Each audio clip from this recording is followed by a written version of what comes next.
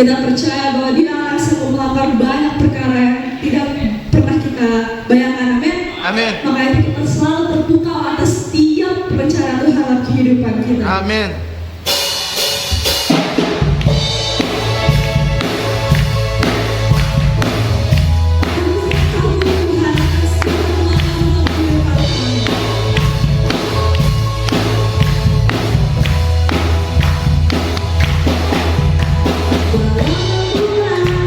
Dan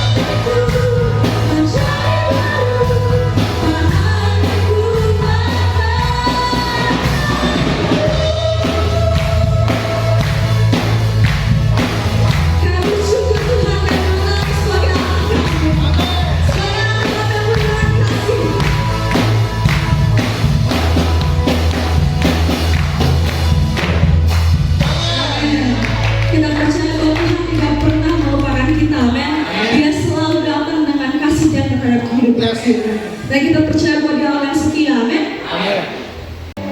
Kalau kami boleh mengangkat tangan, memuji Engkau, bertepuk tangan, bersorak, terima kasih Tuhan. Kau tunjukkan kasih setiamu. Kau tunjukkan kasih. Angkat tangan kepadanya. Ya, karena Tuhanlah kita hidup. Karena Tuhanlah kita hidup. Karena Tuhan. Ya Tuhan. Kau setia, Kau mulia, luruskan anda selamanya. Hati Bapa dengan nyanyian haleluya. Kau tunjukkan kasih setia. Imani, imani, amin.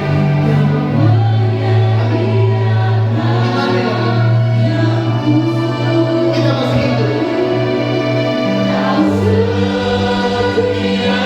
Kita masih hidup. Bersyukurlah diberi kesempatan.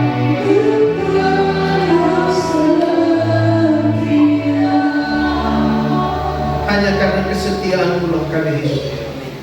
Hanya karena kasih-Mu lah kami ada. Terima kasih buat hari ini.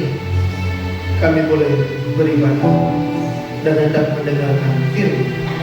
Berbicaralah bagi kami. Dalam nama Kristus kami siap diberkati. Yang siap diberkati katakan amin.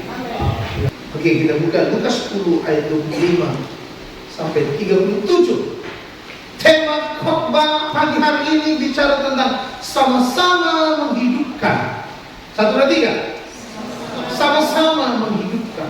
Jadi kalau sama-sama menghidupkan, baik dia tidak beragama, baik dia ateis, baik dia sesama gereja, bahkan di luar gereja, mari kita sama-sama menghidupkan. Amin. Karena saudara dan saya terpanggil untuk itu. Jangan sampai atributnya garam dan terang, tapi tidak memancarkan itu. Mari kita hari ini sungguh-sungguh memberikan nilai yang luar biasa, nilai-nilai kekekalan yang akan dipuji Tuhan. Mari kita belajar. Lukas pasal 10 ayat 25 sampai 37.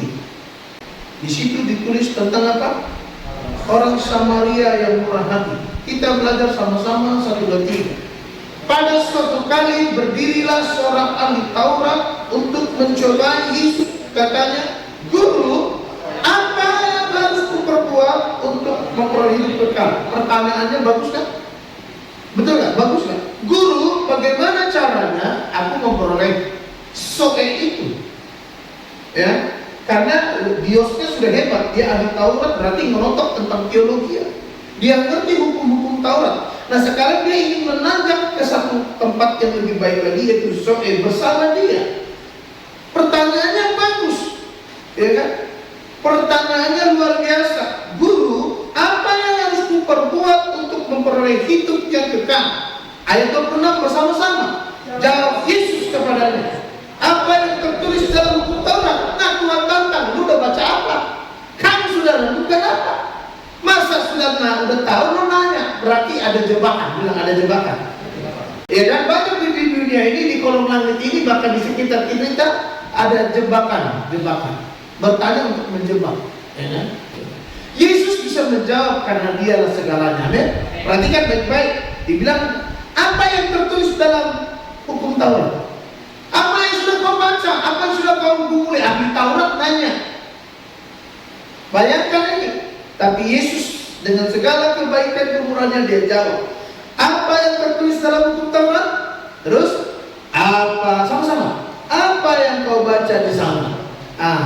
Saudaraku yang dikasih dalam Tuhan, pertanyaan bisa saja meningkatkan mutu rohaninya.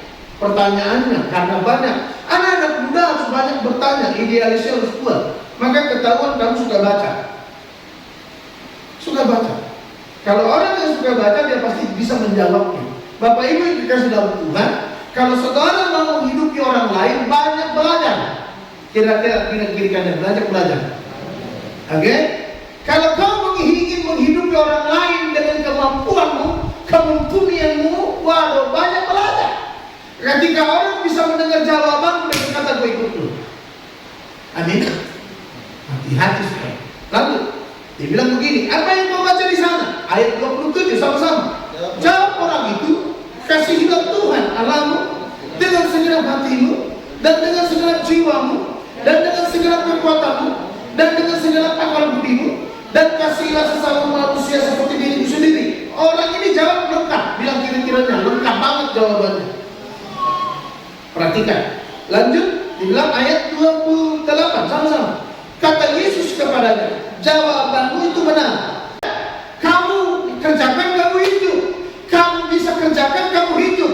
Nah, Bapak Ibu dikasih Tuhan, jangan sampai atribut kita, atribut yang luar biasa, atribut surgawi, tahu hukum Taurat, tapi nothing to.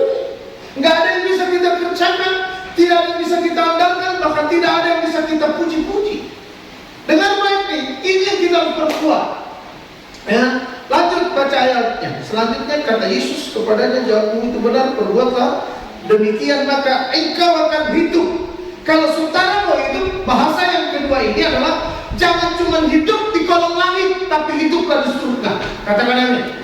Bapak Ibu yang kasih Tuhan, Yesus menantang jangan cuma hidup dalam dunia teologiamu, jangan cuma hidup dalam kerohanianmu, jangan cuma hidup dalam pelayananmu, tapi kau tidak hidup dalam kerajaan Zoe. Haleluya. Bilang kiri kanannya, wajib hidup di dua alam itu. Satu tiga. Di dunia yes, untuk hidup di surga pun yes. Katakan amin. Lalu ayatnya selanjutnya 29 baca sama-sama. Tetapi untuk membenarkan dirinya, orang itu berkata kepada Yesus, dan siapakah? Lu boleh bilang saya sama siapa Tuhan? Lu mau sandingkan aku dengan siapa? Ini gua ahli Taurat. Oh, Tuhan bilang bukan statusmu. Maka Kristus dengan dahsyatnya membandingkan siapa sesama itu. Mari kita lihat. Kata Yesus, jawab itu benar, dan siapakah sesamaku? Dia jawab ayat 30 sama-sama. Adalah seorang yang turun dari Yerusalem ke Jericho. Ia jatuh ke dalam tangan penyamun-penyamun yang bukan saja merampoknya bisa-bisa, tetapi yang juga memukulnya, dan yang sesudah itu pergi meninggalkannya setengah mati. Kebetulan ada seorang imam, dengar baik, kebetulan ada seorang imam turun melalui jalan itu. Ia melihat, dia cuma lihat orang itu, terus tapi dia melewatinya dari seberang jalan. Takut ada beban. Bilang kiri kanannya, takut ada beban. Statusnya apa? Imam, berpangkat. Terus demikian juga seorang Lewi datang ke tempat itu. Ketika ia melihat orang itu, ia melewatinya dari seberang jalan. Lalu datang seorang Samaria yang sedang dalam perjalanan ke tempat itu. Dan ketika ia melihat orang itu, tergerak. Beda, perhatikan. Imam tidak tergerak, pemuji pun tidak tergerak. Haleluya. Ada siapa ini? Siapa yang punya status ini? Saya cuma bilang, Tuhan, dengarkan aku Tuhan.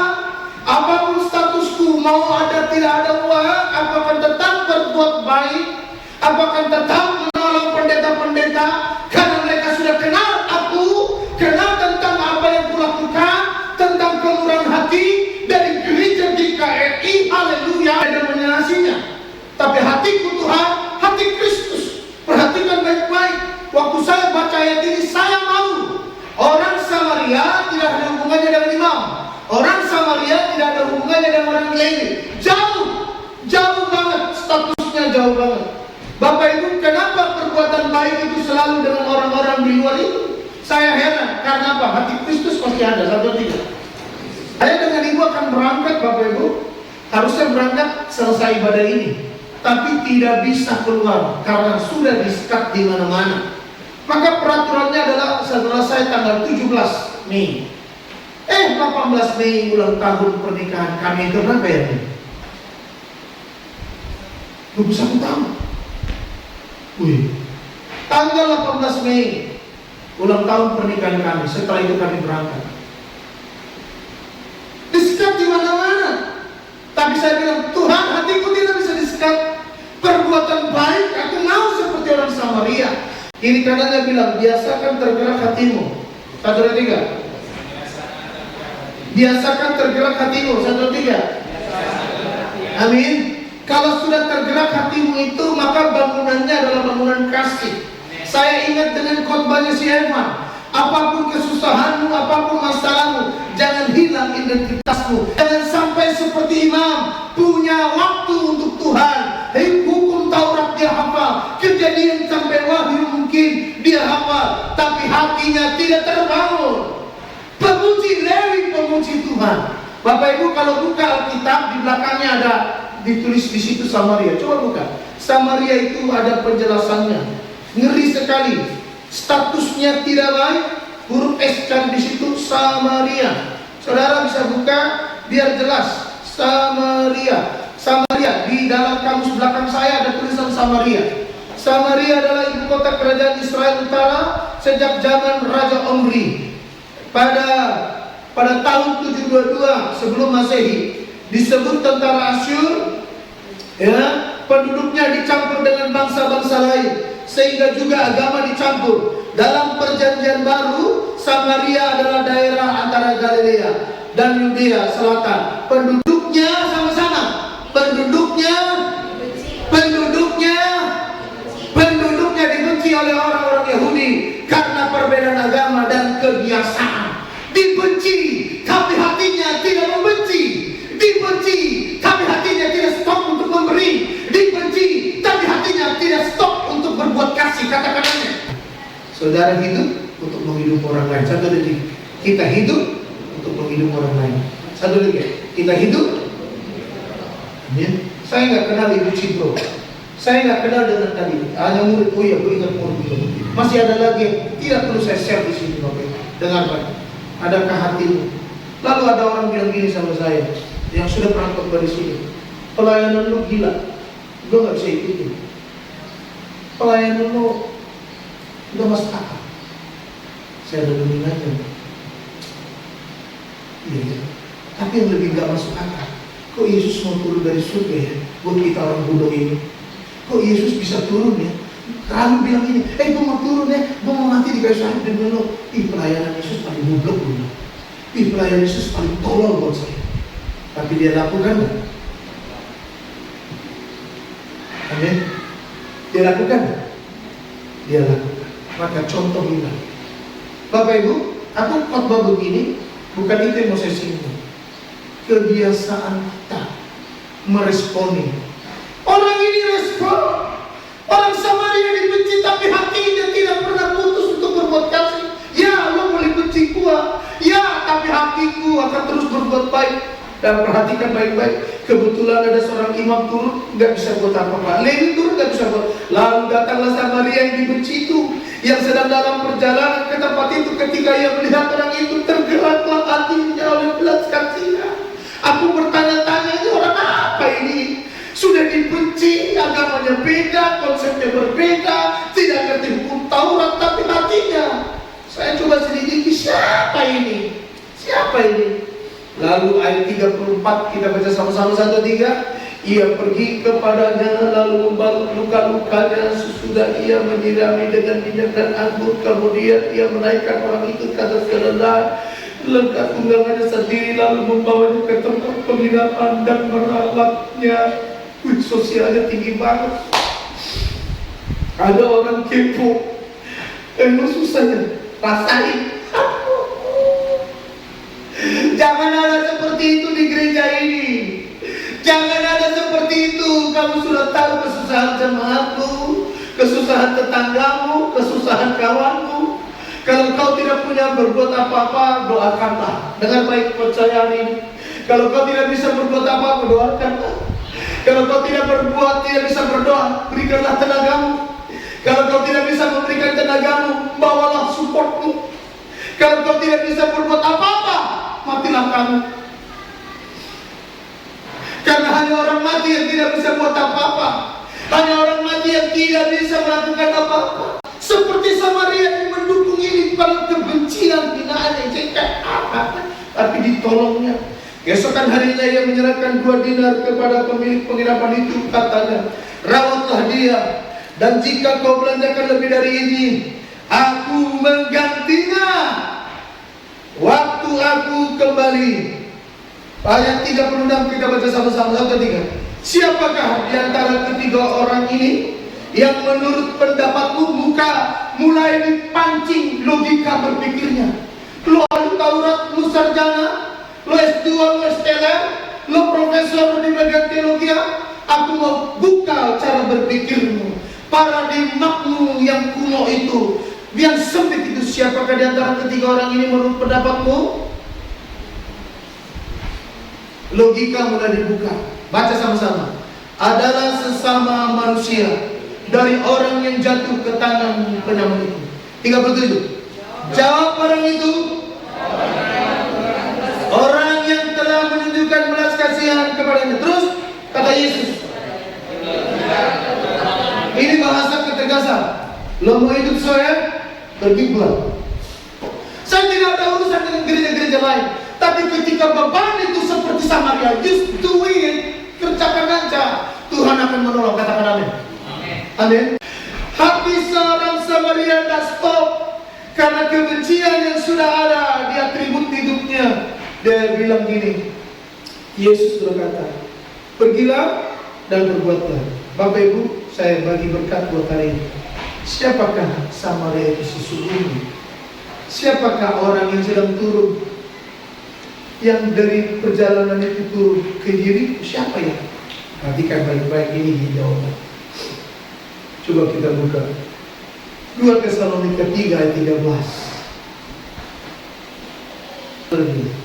Dan kamu, saudara-saudara, amin. Ibrani 13 ayat 16, 1, 3. Dan janganlah kamu lupa berbuat baik dan memberi bantuan, sebab korban-korban yang demikianlah yang berkenan. Yakobus 4 ayat 17. Yakobus 4 ayat 17. Jadi jika seorang tahu bagaimana ia harus berbuat baik, tetapi ia tidak melakukannya, ia berdosa. Bilang jawaban menyegarkan, apalagi bertindak. Makin apa? Untuk apa status rohanimu jika kau tidak bisa menolong? Untuk apa nyanyianmu yang indah kalau kau tidak punya hati? Untuk apa suaramu yang merdu, ahli dalam segalanya, tapi tidak menyentuh perasaan orang lain? Berhenti punya status rohani. Stop. 1 Petrus 4 ayat 8. 1, 2, 3. Tetapi yang terutama, kasihilah sesungguh-sungguh seorang akan yang lain, sebab kasih menutupi banyak sekali dosa. Yes, Samaria sadar bahwa dia yang dianggap orang berdosa, dia dianggap tidak penting. Tapi aku mau Tuhan, aku mau tutup segala kesalahanku, aku mau buat baik. Mengapa orang ini berbuat demikian? Mengapa Kristus mengatakan demikian? Yang pertama, status rohani bukan jaminan bisa berbuat baik. Status rohani itu tidak bisa menjamin kau berbuat baik. Ayat 25-28, tidak perlu saudara baca. Status rohani bukanlah jaminan kita bisa berbuat baik. Status rohani yang luar biasa itu, kau pemain musik, kau pemuji Tuhan, kau bahkan aku pendeta, pengurus gereja, bukan jaminan itu. Yang kedua, status buruk bukanlah halangan berbuat baik. Kenapa? Para orang Samaria ini, status buruknya sudah dicengarkan di mana-mana, sudah dialami di mana-mana, dicemarkan, difitnah bahwa dia orang jahat, dia nggak tahu agama, dia begini, dia begini. Tapi perbuatan baiknya luar biasa. Dihina, kamu miskin, rumahmu gembel, rumahmu pilih, tapi jangan berhenti berbuat baik. Amin. Mungkin keadaan ekonomimu terpuruk, keuanganmu melorot, jangan berhenti berbuat baik. Amin. Status buruk bukan menjadi penghalang untuk berbuat baik. Yang terakhir, ketiga, apapun statusmu, kepekaan sosial makin tinggi dan tindakannya nyata. Perhatikan baik-baik ini. Apapun statusmu, kepekaan sosial makin tinggi dan tindakannya makin nyata. Perbuatan baik selalu diuji ketika Anda susah, bukan ketika Anda punya apa-apa. Dengar baik. Matius 25 ayat 43, ketika aku seorang asing, kamu tidak memberi aku tumpangan. Ketika aku telanjang, kamu tidak memberi paku pakaian. Ketika aku sakit dan dalam penjara, kamu tidak menolong aku. Maka orang menjawab, siapa dia? Aku, Yesus. Dengarkan, ketika engkau berbuat baik, engkau bukan melakukan untuk ibu Cipro. Ketika engkau berbuat baik bukan untuk melakukan pendeta James Rosso. Ketika engkau berbuat baik, engkau sedang melakukannya kepada Yesus Tuhan kita. Katakan, baik kita berdoa.